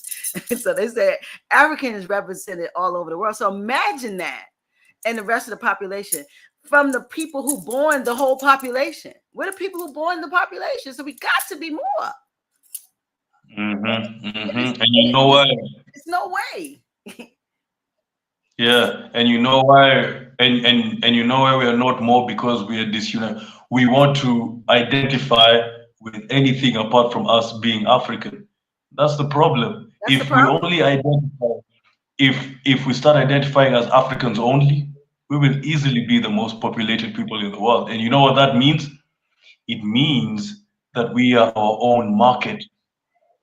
Literally, And I we just are the want only people. Africa to stand up to that, though.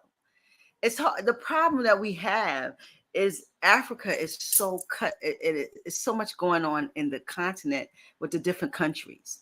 Like, I think Africa has to be one Africa for us to come in and because some people say, oh, I love Ghana, but I don't like Togo. Or, you know what I'm saying? Or I don't like what's going on down in South Africa. I mean, just like the states in the United States, it's all different. But I think Africa has to have one united front for us to unite too, because there's so much going on with these leaders too. For Kagame, to my brother Ruto, we could go on. My brother over there who's changing things, and what is that? Faso, kind of Faso. Ibrahim. Even these guys are fanatic. The guy in Senegal, these guys are. I like them, but they're sprinkled around the old guard. And how do we love this one thing that is chaotic in how it's being led? Do you get what I'm saying? Yeah, the first thing we need to do is that and I want your listeners to know the history of why Africa has 54 countries. Africa has 54. Well, Africa has 54 countries because of something called the 1884 Berlin Conference, which was chaired by the German Chancellor at that time, Otto von Bismarck. This was where, in this conference, all European powers sat down and they were like, we need to take over Africa. So they sat down and they were like, so this is the map of Africa. Let's chop it up. Yep. Britain, take Kenya, take Tanzania, take Nigeria, take all that. Spain, take Equatorial Guinea and others. France, take. Guinea is the only nation that still speaks another language, which is Spanish. Can you imagine that? Can you imagine an African country speaking Spanish? Are you kidding me? Come on. Well, I mean, like, you have all these former French colonies that are speaking that are speaking French. Yeah, they speak. I'm just saying that's like their first language. They're the only country that functions in a European tongue all the time. Y'all speak English, but you have Swahili. You know, other countries have their own, and then tribal tongues too. So, but I think that we got to look at somewhere to unite on the continent, so that us in the diaspora can see one movement. Because I know why it was split up. European greed and the splits continue to cripple the nation, the continent, because you crippling resources and the viability, because you don't see any splits in Europe. They do their thing together too. And in Europe, it took them 10 years. We were from the early 90s to the early 2000s to come up with a common currency called the euro. And now Europe is using a common currency called the euro. And it's powerful. But Africa, it's powerful. It's powerful. And and if the euro can be powerful, what about an African common currency? What about an African shilling or an African dino? I don't care what it is. I don't care what it's called. Imagine. That's why they had to get rid of my man in Liberia, not Liberia, Libya, Gaddafi. Gaddafi was going to change the world. You know. Yeah. Go ahead. Oh, by the way, do you know who was president at that time when Gaddafi was slain? We know who did a black man. Barack Obama and Miss Clinton got rid of an African. Ridiculous. Yeah. And I know Kenyans will get on my ass because Obama is a Kenyan and Obama has Kenyan blood. I don't care. I do not care. It didn't stop him from killing another African. Did it stop him from doing that? Please. So that's what I'm saying. The split of Africa into 54 little pieces wasn't our decision. For the people who don't know, it was the decision of the European powers. And when they were splitting Africa into these pieces, they didn't care about the existing systems. They didn't care about the climate. They didn't care about the economic, the political, the social systems that we already had. They split it up according to their convenience, which is why you see some countries, and let me say this. And one thing that people don't understand about the Berlin Conference is that they were seeing the future. When they were splitting Africa into 54 pieces, they were like, one of the reasons why we are doing this is because one day, and listen to this, one day these Africans will fight us. Like these guys were like these guys were like, they were not stupid. They knew very well that these guys are not just going to accept our oppression. One day they will fight for their freedom. Now, the more we divide this Africa into these little pieces, is the more that when they get their independence, it will be harder for them to survive economically. So you know who they will come back to? Us. And that's what's happening now. That's it. I think that there need to be one currency. There need to be one. It's going to be hard. All of those presidents, because that's the problem when something has power too long. You know, Kwame, he said it. You know, he said it. That's why they got rid of him. You know, don't get used to power, because you get used to it's hard to not have it. And so you have a bunch of leaders that now will have to be under one leader, and that's going to be very hard for them. But they need that. I think that would help Africa immensely, almost to become like the United States, a united space with one currency and one. Even though each state has laws, but it has a federal government. You know what I mean? And we talk about the only self-sufficient nation in the world. So we got minerals in every country. We got money in every country. We got something in every country that's beautiful, from mountains to lakes to rivers. This country is so it has everything a man needs to survive. It doesn't need to go out of itself. Why do we depend on the world for anything? It's because of a large plan that has worked. Yeah, it was all by design. They saw the future. Now look after independence, how when these African countries realize that they cannot survive on their own, they come back to the same European countries, or they come back to the same white systems in form of loans. In form of the IMF, in form of the World Bank. Now you see the IMF is giving African countries loans with super high interest that they can never pay back. Now, here's something that I want your listeners to know. There's something about the IMF. It's called a structural adjustment program. A structural adjustment program, SAP. The structural adjustment program is one of the reasons why Africa is failing now. What are these? These are a set of rules and regulations that IMF gives to African countries so that they can follow in order for them to repay the loan. Yep.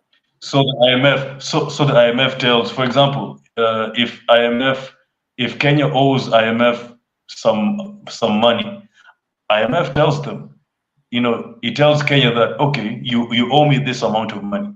So here are the things you need to do because you owe me money. You need to because you need to raise up taxes for your people. You need to raise up taxes on everything, on food, on income tax, on everything, They so come that with you can pay. oppression. Yes, they come with oppression, and that was the goal. And so that is why you see these leaders now, they're trying to, they want to have a whole nother lines other than the IMF and the World Bank, because they understand that there's no power for Africans in that. But then unfortunately, the loans are there. They still got to pay these loans. They're still in bed with these folks. So at some point, we need a military too. And so, and they're going to be very hard on getting that military resourced, because we're around nations that have the bomb, and they don't want to see anything brown have equity at war. And so it's a lot of issues that Africa has to think about. I mean, we could go on and on. I mean, it's so many issues, but it's still, I think we can solve them one by one. But we got to do some unification. You can't do it in silos. You can't do it with Ethiopia doing one thing, and then right here Uganda's doing one thing, and then Kenya's doing one thing, and then you go over to West Africa, Nigeria's doing one thing, and then you got Ghana doing one thing, then Senegal. We got to get some unification. You get what I'm saying? Yeah. And that's what happened. So listen, this has been so informative. We've almost been here 2 hours. And I wanted this conversation. Yes, it's an hour and 51 minutes. I wanted this conversation to be long, and also for you to be able to kind of give us a narrative of from an African about Africa, but also about your country, and a Pan-Africanist and a youthful Pan-Africanist. I mean, I don't think it's very hard to have young Pan-Africanists in this country. We get that later because we're so spoiled. When we're young, we ain't thinking about world problems or the problems of a people, because we live in a spoiled nation. But you said BRICS gonna change all that, eh, bro? You said BRICS gonna come in and change that spoiled. And it's funny because I'm one of the youngest Pan-Africans. Like, I'm one of the youngest public vocal Pan-Africans right now. I can believe it. And if not, I think I'm the youngest. I haven't seen a public vocal Pan-African who's 23 years old. Maybe they are, but I haven't. When you told me how old you was, I almost fell out. I can't believe it. I just it's unbelievable that you're just this focus on your people at this age is because you guys, when you're young, you're doing your thing. You're going out, you're meeting girls, you're drinking, you're having a good time. That's what youth is. I was in college your age. I wasn't thinking about no people. Thank God I went to a black college, but I wouldn't think about no people. But that's when I learned my blackness at a HBCU. So that was, but you're amazing, and I just want you to tell you, stay inspired, stay on the path, keep digging, keep putting it out here. You see your IG continues to grow because people feel you. I hope we could do some collaboration in the future. I would definitely love to come to Kenya. I have a friend that used to live in Kenya, and she's been there a few times. She actually has a business with goods coming out of Kenya to Baltimore, and she sells them. So she does a lot of that in Kenya. Yes, it's called Kenya Days. So it's actually a business that she does goods, and she, especially during the pandemic, she was able to keep them, keep a lot of the artisans families, going, because she was still getting her, being able to sell on the street here in Baltimore. So so I know a lot about Kenya from her, and she's from New York, and she came to live in Kenya. She married a guy from Tanzania, and they lived in Kenya for years. She always talks about how beautiful the place is. And Amazing, man. Like Kenya is amazing. When you step in Nairobi, like now I'm in Nairobi. You step in Nairobi, you think you're in New York. Like things are fast. Nairobi is fast. It's quick. It's vibrant. Like when you step in here, you have to hit the ground running because I Nairobi love is it. fast. That's what we used to. Where do you live? Yeah. Oh, I live in Nairobi. I live in Nairobi. Yeah. Oh, you live in a fast pace. Yeah, that's what's up. So you doing that's where young people live. They live where it's popping. So that makes sense in Nairobi. But yeah, I would love to come visit and just get acclimated. What's the food? What y'all eat? Give us a little bit about the culture. Eat. What's the staple food in Kenya? Well, it's something called ugali. Ugali. Ugali. Yeah, Yeah. ugali is basically corn that is milled, and then it becomes like corn flour. So that corn flour you put it in hot water, you stir it until it becomes hard, and then you eat it with kales, what you guys call it greens. Eat it with Oh, fish. okay. Is it like You fufu? eat, But fufu is pretty yeah, soft. You can still move fufu around. It's not yeah. hard. Well, it's almost the same concept, Yeah, but it's kind of different because this is corn. it's corn. Uh, yeah. It's milled corn. Oh, It's corn flour. wow. Yeah, Okay, yeah, ugali. So that's the yeah. food. And Swahili is the language of the people. We got to talk about Swahili, then we out of here. I did a little research on Swahili because I'm very interested. Because a lot of times when we hear language in African languages in America, we go, oh, the booga booga, but that's how we mark the language because we get that from Europeans. But these languages it doesn't make sense. These languages in Africa predate European languages. You can't be the first people in the world and then speak somebody else's language. You have a language. And so Swahili is spoken by 200 million people in the world. So it's a very vibrant language. It is the first of the Bantu people. So it's one of the first languages. And it's just amazing that we've never actually been kind of introduced to it. And we hear all that French, all the European tongues we hear all the time, but we don't know about this language that was first documented, they say, in 800 AD. It probably was before that. So Wikipedia says 1,000 years old, but I'm sure that it might be a little older than that. But anyway, Cool. it's an older language because they say Latin is 2,700 years old. So how can Latin be younger than Swahili? Please, older than Swahili. How does that happen? And because all of the European tongues came from Latin, and so they want to make it predate. But come on, we know that's not true. That the languages of Africa are much older. But this is a language that's well spoken. And it is. My friend couldn't come on. She had some power failure. I wanted you guys to speak the language. So can you say something? Yeah, she couldn't come on. She's told me she's tried 4 times and she couldn't. So can you please kind of give us some phrasing in Swahili so we can hear the language? So, okay, saying hello in Swahili is habari. So habari yako. So habari yako means how are you? And then you can respond by saying niko poa ama niko sawa. Niko sawa means I'm fine. So when I say habari yako, you can say niko poa, niko sawa. Either way can work. Wow. Yeah. So if you were going to say, hello, I'm Sensical Sense, I'm from Kenya, and I'm happy to be on Black Box Radio, say that in Swahili. Kwa majina naitwa Sensical Sense. Nimetoka Kenya na saizi naongea na Queen kwa Black Radio, kwa Black Box Radio. Yeah. Oh, wow. wow. So that's beautiful. That's beautiful. That language sounds sexy.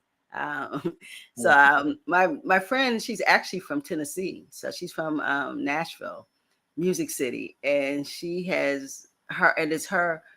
She said it is her mission for all Black people to speak Swahili. So she teaches it. Mm. And when people come from East Africa and Tennessee, they have exchange programs. She's the teacher. She who acclimates them in their language. So she's well versed in Swahili. So that's pretty cool. And she's a Yankee. She's an American African. Yeah. Oh wow. Yeah, Swahili is easy. It's easy. It's easy to learn. In 6 months, it's so easy. it's Like so easy. I know a lot of foreigners who have come here and they've learned Swahili in less than a year. Less than a year. Swahili is easy. You guys can learn Swahili. It's easy. Yes, we can. But the thing about it, we have to speak it. We have to be around it. So we have to immerse ourselves in the culture of it and be intentional. Just like we're intentional about learning Mandarin, and we're intentional about learning Russian and all of these other languages, and Spanish and French, and we need to be intentional about African languages. So I wanted to kind of highlight Swahili because it's well spoken around the world, especially in Africa, and it's the language of many people, and it's the language of our people. So Sensical Sense, I want to say thank you for being my first guest on International Sundays. I have thoroughly enjoyed here. We've been here 2 hours and it feels like it's been about 40 minutes. It doesn't feel like it's been 2 hours. So I really appreciate it. I appreciate your youth too. I think that you're going to do amazing things out here, being young and being this informed and being and having your ear to the ground with your people is next level. Your name is right. You make sensical sense. You really do. And I appreciate you. I appreciate you for coming on. Look, yeah, I just want to say thank you. This is you. I think this is the best. This is the best interview I've had. You know, I've been interviewed by a number of people. This is the best. So Yeah, that's what I'm talking yeah, about. And you got to come back. you, When we get to like 10 or 4, you come back and give us an update on South Africa to Africa. I want updates on that. We want to, because we're going to touch a lot of Africans. We want to be able to talk about that. And maybe if you need, information to bring people on to interview, let's share that. Because everything that I have, you can have. I would love to help you build that. I don't want anything. I just know that information is power for all of us. And if we don't share, you can't say you can't. Yeah, you got to share. We got to share. So listen, I totally appreciate your genius. Thanks for sending the Unapologetically Black. I've been singing the hook for a minute. So I definitely appreciate that. When you put out your EP, you got to come see us again. When you drop the end of the year, remember you said it, the end of the year, bro. By the end of the year, something is dropping. By the end of the year, something's dropping. Like I've been so busy with this. I have a lot of organizations I have to showcase that are in my schedule now. Wow. But I'm coming back. The thing about me is that I'm always writing lyrics. I'm always like, if a nice bar comes into my head, I put it in my phone notepad so that I can't forget it. I'm always writing. So that and I'm always making full. That notepad is full of it. Okay. I love that. You got to put it down. That's where it is. Wherever you get the ancestors, they download. You got to put it down so you can bring it back. Yeah. So that's what's up. So listen, what time is it in Kenya right now? It's midnight. It's midnight. I gotta let you go, bro. It's 2 o'clock in the day. No, wait, it's 4 o'clock, 5 o'clock, 5 o'clock. So it's midnight. Get some sleep. Happy birthday to you. Happy 24th. Oh yeah. Actually, it is midnight. Your birthday. Yeah. Yeah, we made it to your birthday. So happy birthday to you. I know you don't celebrate it, but we celebrate you. Happy birthday, and we wish you many more and bless your life. All right. So Bless you last too. thing, and we out of here. I need you to leave a jewel with the people. Sensical Sense, leave your jewel. Give us something good to inspire us. Well, first of all, I want to say this. Number one, we need to understand that we are one. There's no way around it. We are one. And until the day we will, all these black people talking about activism, all these black people talking about activism, it's good. And I appreciate the fact that you are advocating for your people.